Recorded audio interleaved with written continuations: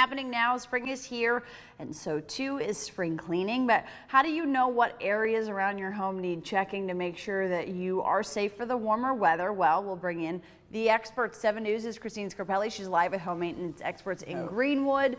These are also our weekend plans. Yes. Christine, my house. Other experts, not me. I'm not the expert. I don't know about you, girl, but there are plenty of things that I do at home. Not enough. Not soon enough, not in enough intervals. Chad's going to help us here, though. CNA Repair and Remodeling this morning. Chad helping us out, being also a licensed builder, which has been really helpful. We were talking about like changing the filters and how long and how often to do that. And sir, you're doing great every 2 weeks or so. I'm on more of like a 3.5 month path at this point, but we're gonna be fine. That's right. Don't get nervous, Chad. We're gonna be fine. Hey, what's our next thing to check on in spring? I know it's with the time change normally, right? Correct. Yeah. So you want to check the batteries in your smoke detectors, and these are smoke and carbon monoxide detectors. But you know, you really need to change the batteries about every 6 months because they'll start chirping when the battery goes weak, and you don't want that to happen at 2 o'clock in the morning. Right? Certainly not, sir. Go ahead and get started for me. So do we always have these in the same place throughout our home? So they're required to be, well, this house is a little bit older, so it only had one in the hallway.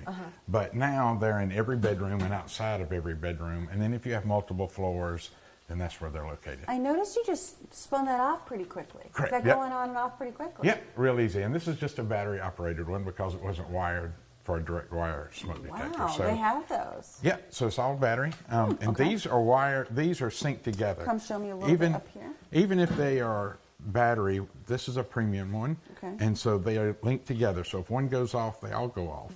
And the real neat thing about these that I really, really like is that when you change the battery or when you first set it up, it'll tell you, you get to choose which room it's in. Oh, so it's telling me. Right.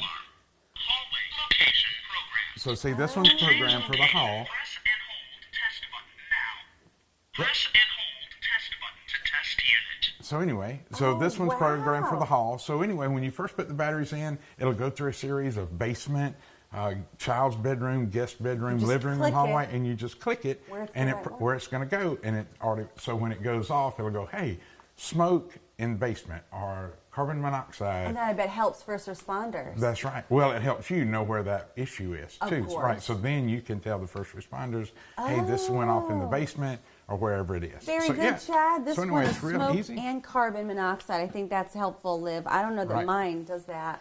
But if you have gas appliances, you really need a carbon monoxide. Right, gas appliances. So that's, there we go. That's heat, gas logs, stove.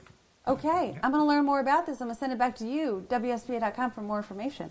Check this out. Very important and helpful information. And we know first responders always are reminding Fred Cunningham as well. Thanks, Christine.